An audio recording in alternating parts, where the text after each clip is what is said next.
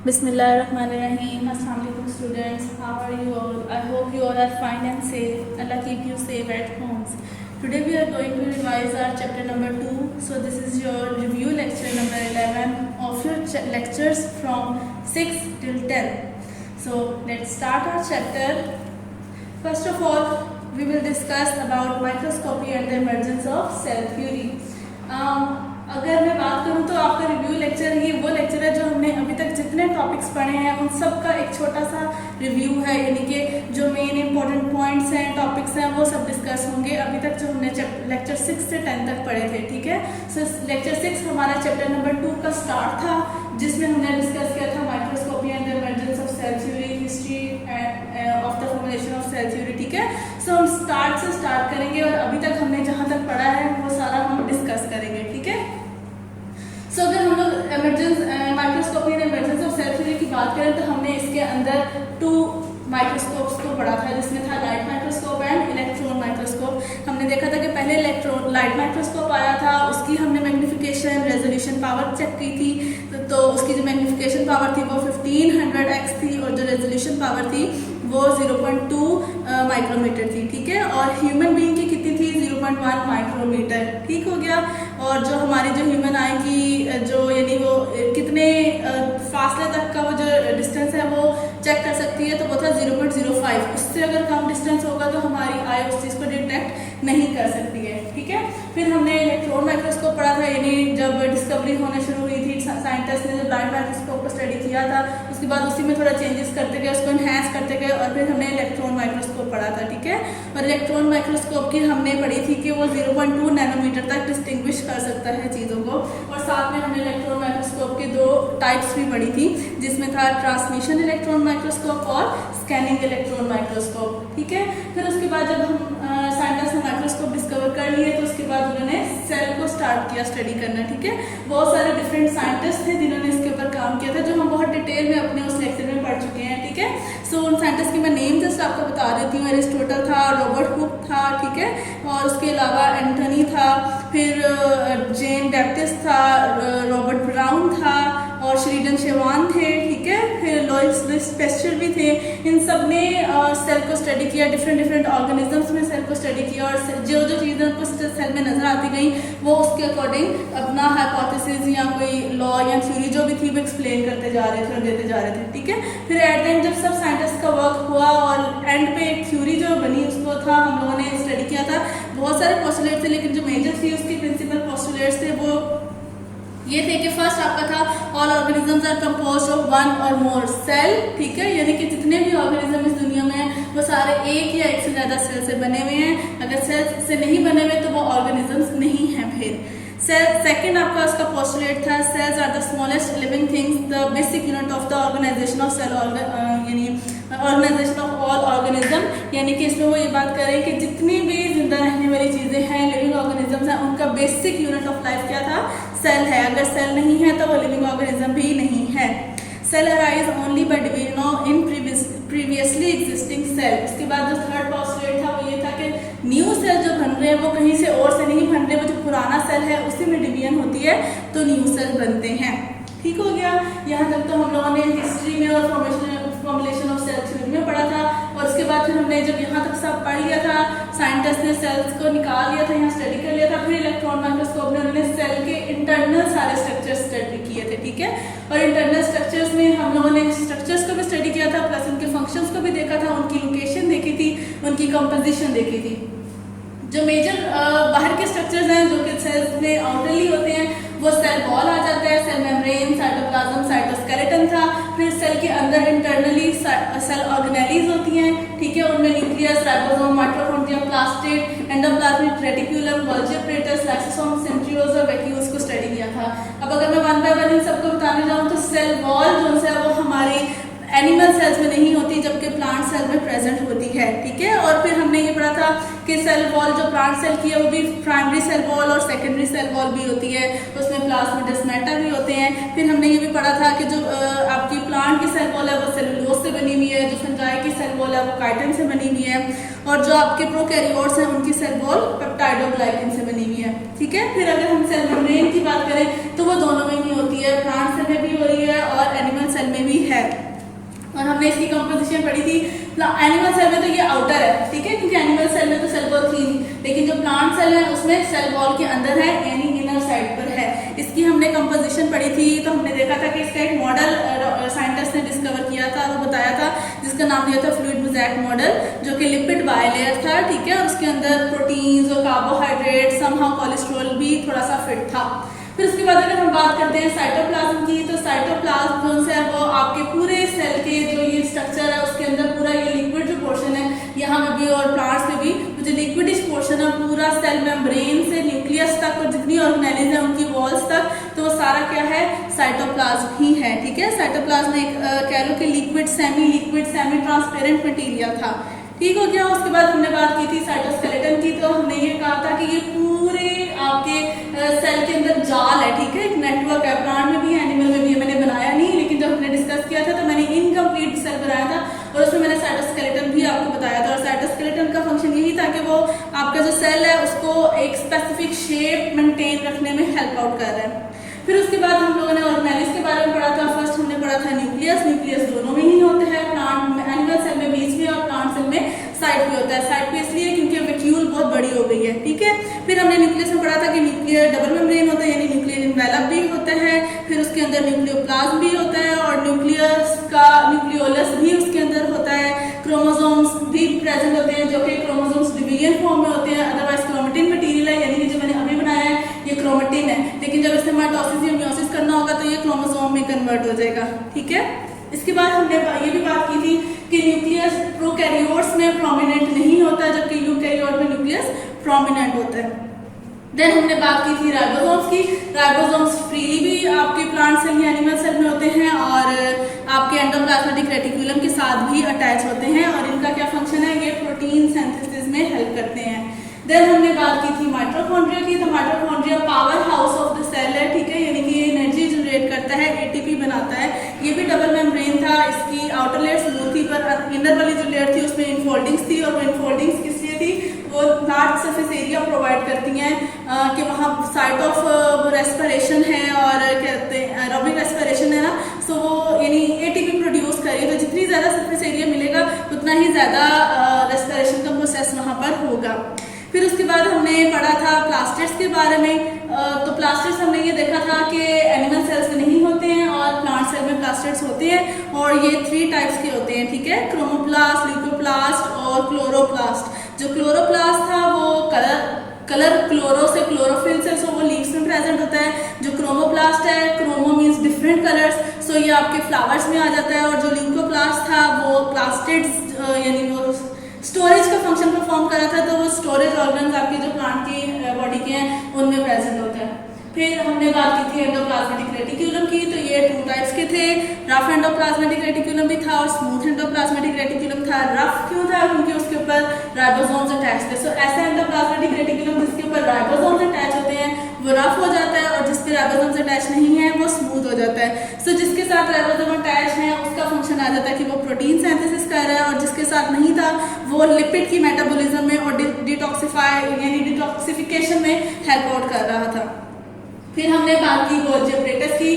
तो Golgi apparatus एक ऐसा अपरेटस है जो कि आपकी पैकेजिंग का काम करता है, ठीक है, यानी सेल के अंदर कोई भी चीज़ जो बन रही है वो जब बन के तैयार होती है तो वो पहले गोल्जी अपरेटस के पास जाती है। गोल्जी अपरेटस उसको कहेंगे एक डब्बे में पैक करके सील कर देता है, और फिर वो आगे फर्दर सेल तक जाती है कि सेल ने उसको फर्दर अपने से बाहर एक्सक्रीट आउट करना है या अंदर ही किसी और ऑर्गेनेली तक पहुँचाना है।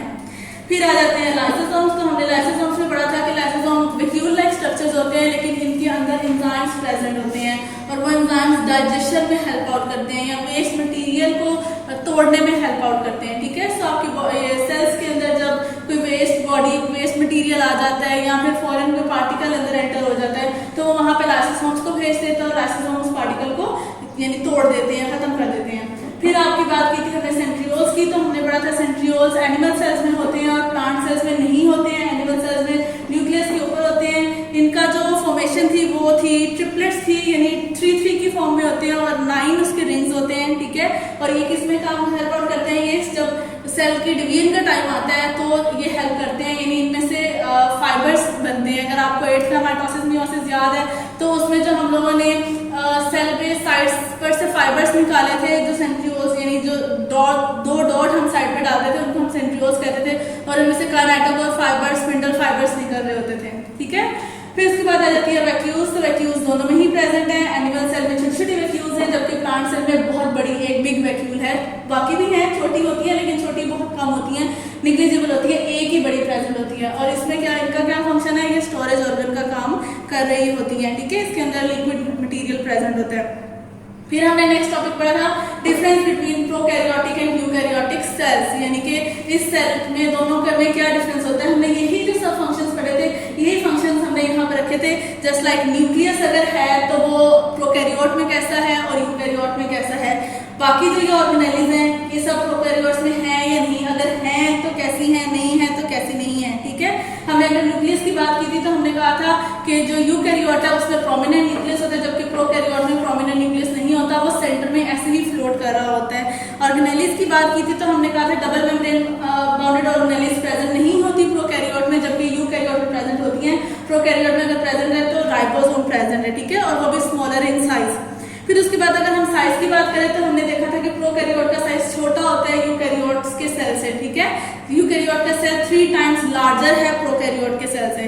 और इसके अलावा अगर हम लोग सेल वॉल की बात करें तो प्रोकैरियोट में जो सेल वॉल है वो पेप्टाइडोग्लाइकन से बनी हुई है, और यूकैरियोट में आगे डिफरेंस आ जाता है एनिमल और प्लांट। तो एनिमल में तो सेल वॉल होती नहीं, जबकि जो प्लांट सेल है उसकी सेल वॉल है वो किससे बनी हुई है, वो सेलुलोज से बनी हुई है। फंजाई में भी है जो कि काइटिन से बनी हुई है।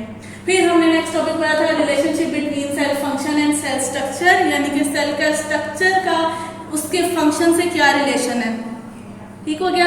हमने उसमें थोड़े से यानी रेड ब्लड सेल्स को पढ़ा था, नर्व सेल्स को पढ़ा था, जाइलम सेल्स को पढ़ा था। जिस तरह मैंने कहा था कि जो रेड ब्लड सेल्स हैं वो सर्कल में है, ठीक है। वो सर्कल में क्यों है, क्योंकि उनका फंक्शन है ऑक्सीजन को यानी पूरी बॉडी में स्प्रेड करना और पूरी बॉडी के हर सेल तक पहुंचाना।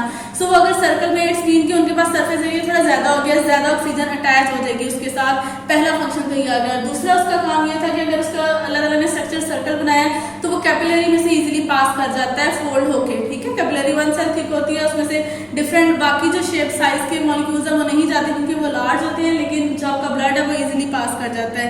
नर्व सेल्स को अल्लाह ताला ने लॉन्ग बनाया था, वो इसलिए बनाया था ताकि इनमें से नर्व इम्पल्सेस ने पास करना होता है, इजीली पास कर जाए। जाइलम सेल्स को ट्यूब लाइक बनाया था क्योंकि इनके अंदर से पानी ने पास करना होता है, वो इजीली पास कर जाए। रूट हेयर्स जो से वो अल्लाह ताला ने एक्सटेंशन दी है रूट के ऊपर ताकि वो ज्यादा सरफेस एरिया मिल जाए वाटर को एब्जॉर्प्शन के लिए। इसके अलावा उन्होंने कहा था ऐसे सेल्स जो कि सिक्रीशंस कर रहे होते हैं उनके अंदर गोल्जी apparatus या फिर एंडोप्लाज्मेटिक रेटिकुलम ज्यादा होता है एज कम्पेयर टू दूसरे सेल्स के, ठीक है।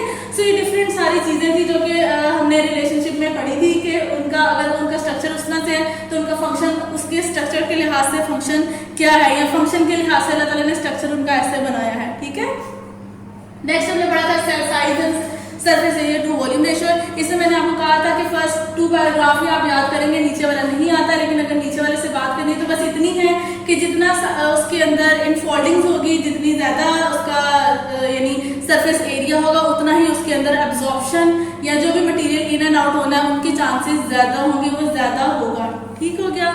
उसके बाद फिर हमने पढ़ा था passage of molecules into and out of cell, यानी कि एक सेल को पूरा स्टडी करने के बाद अब अगर उसके अंदर मेटाबॉलिज्म हो रहा है तो वो मेटाबॉलिज्म केमिकल सब्सटेंसेस की वजह से है ना, तो वो सब्सटेंसेस उसमें आ कहाँ से रहे हैं, तो बाहर से आ रहे हैं या अंदर से बाहर जा रहे हैं, एक सेल से दूसरे तक ट्रांसफर हो रहे हैं, तो वो किस तरह से हो रहे हैं, क्या पैसेज है। तो वो हमने डिफरेंट पैसेजेस पढ़े थे, diffusion, facilitated diffusion, osmosis, filtration, active transport, endocytosis and exocytosis. हमने डिफ्यूजन को पढ़ा था, फ्यूजन एंड फैसिलिटेटेड डिफ्यूजन ज्यादातर डिफ्यूजन गैसेस से रिलेट करते हैं, जो गैस पार्टिकल्स होते हैं वो किस तरह मूव करते हैं, डिफ्यूजन के थ्रू मूव करते हैं और वो हाई कंसंट्रेशन से लो कंसंट्रेशन पे जाते हैं, यानी कि जहां वो ज्यादा पार्टिकल्स होते हैं वो वहां से रश करते हैं उस साइड पे जहां पार्टिकल्स कम होते हैं। इसके अलावा और हमारी बॉडी में ऑक्सीजन है, कार्बन डाइऑक्साइड है, नाइट्रोजन, हाइड्रोजन, यानी जो भी वेस्ट मटेरियल सेल की मेटाबॉलिज्म के अंदर बन रहा है, ठीक है। बाकी तो वो नाइट्रोजन हाइड्रोजन कंबाइन करके यूरिया वगैरह बना देते हैं, लेकिन कार्बन डाइऑक्साइड और ऑक्सीजन ऐसे गैसेज हैं जो कि कंबाइनेशन नहीं शो करती हैं। उसके अलावा हमने ऑस्मोसिस पढ़ा था, तो ऑस्मोसिस को हमने वाटर के साथ पढ़ा था, यानी कि गैसेस की जो गैसेस का जो मूवमेंट है वो आपकी हो रही है डिफ्यूजन से, लेकिन जो वाटर की मूवमेंट है वो आपकी हो रही है ऑस्मोसिस से, ठीक है। सो जब हमने ऑस्मोसिस पढ़ा था तो ऑस्मोसिस में हमने पढ़ा था कि अगेन बात तो वही है कि पानी की भी मूवमेंट जहाँ पानी ज्यादा है वहां से रश करेगा जहाँ पानी कम है, लेकिन हमने यहाँ पे एक टर्म यूज कर ली थी टोनिसिटी, ठीक है। सो उस टोनिसिटी के अकॉर्डिंग हम लोगों ने सॉल्यूशंस बनाए थे जो 3 काइंड्स में हमने डिवाइड किए थे, hypertonic solution, hypotonic solution and isotonic solution. Hypertonic solution वो था जिसमें सॉल्यूट की कंसंट्रेशन ज्यादा थी, सॉल्वेंट की कंसंट्रेशन कम थी, जबकि हाइपोटोनिक ऐसा था जिसमें सॉल्यूट की कंसंट्रेशन कम थी और सॉल्वेंट की कंसंट्रेशन ज्यादा थी, और आइसोटोनिक सॉल्यूशन ऐसा सॉल्यूशन था जिसमें दोनों की कंसंट्रेशन सेम थी। अब मुझे आज आपको सॉल्यूट और सॉल्वेंट को मेरा नहीं ख्याल के बताने की जरूरत है।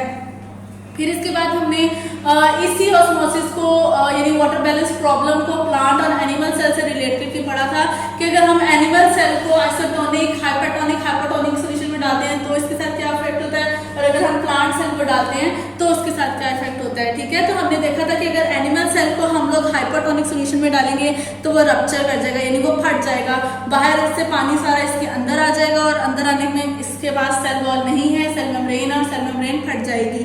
जबकि अगर हम लोगों ने प्लांट सेल को डाला था हाइपोटोनिक सॉल्यूशन में तो हमने देखा था प्लांट सेल टर्जेड हो गया था क्योंकि उसके पास सेल वॉल है तो इसलिए वो फटा नहीं था।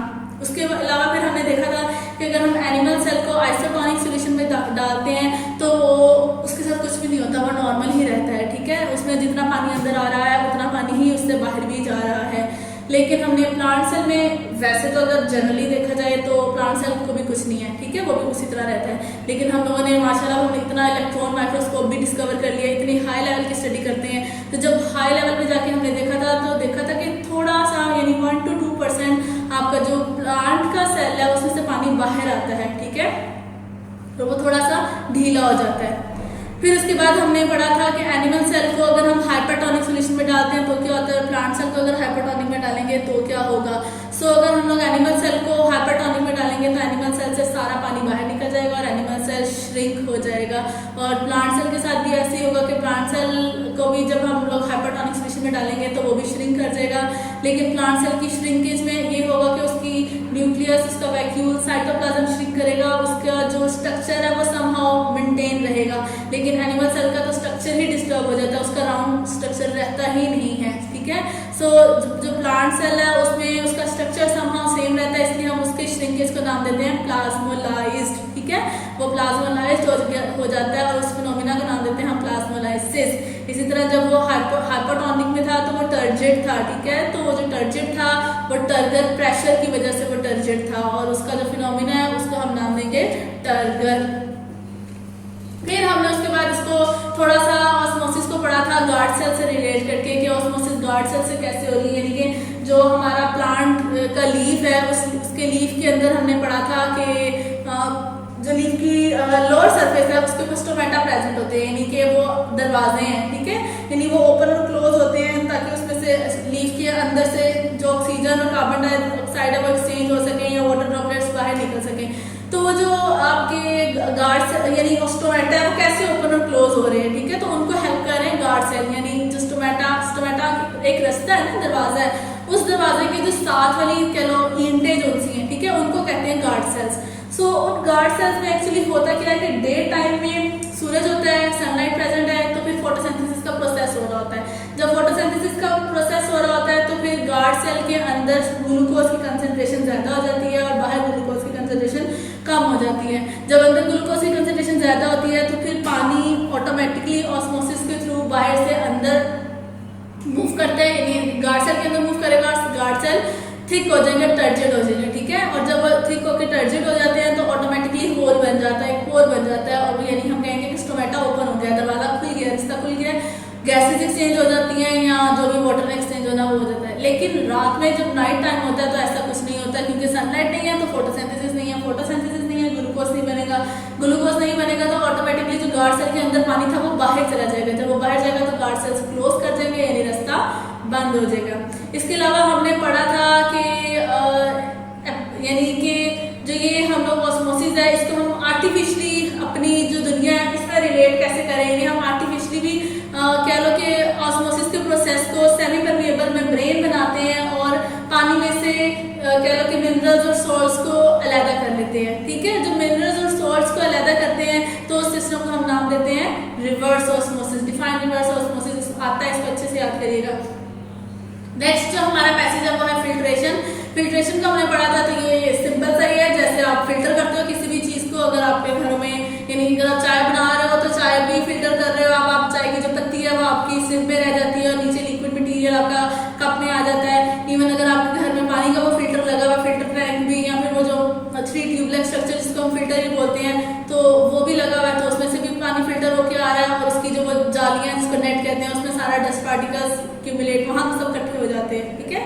सो फिल्ट्रेशन का प्रोसेस किया जाता है। फिर हमने नेक्स्ट पढ़ा था पैसेज एक्टिव ट्रांसपोर्ट। तो एक्टिव ट्रांसपोर्ट में हमने देखा था कि आप यानी इस बाकी सब में diffusion facilitated diffusion, osmosis, filtration में तो फिल्ट्रेशन ही ऑस्मोसिस तक तो जो भी मॉलिक्यूल थे वो हायर कंसंट्रेशन से लोअर कंसंट्रेशन में जा रहे थे, लेकिन एक्टिव ट्रांसपोर्ट इससे ऑपोजिट जाता है। इसमें लोअर कंसंट्रेशन से हायर कंसंट्रेशन में जाते हैं, यानी ऑपोजिट द ग्रेडियंट जा रहे होते हैं। सो इनको खींच के लाना पड़ता है, इसके अंदर एनर्जी रिक्वायर्ड होती है एक्टिव ट्रांसपोर्ट में। जबकि ऑस्मोसिस या डिफ्यूजन फैसिलिटेटेड डिफ्यूजन में आपकी एनर्जी ट्रांसपोर्ट में एनर्जी यूज नहीं हो रही होती, वो पैसिव ट्रांसपोर्ट मैकेनिज्म है, जबकि ये एक्टिव ट्रांसपोर्ट मैकेनिज्म है। और इसमें हमने एग्जाम्पल पढ़ी थी सॉलिड पोटेशियम पंप की, जब हमारे नर्व इम्पल्सेस जनरेट हो रही होती हैं। सो वो जो दस्ता दरवाजा खुलता है उसके बारे में हमने पढ़ा था, ठीक है।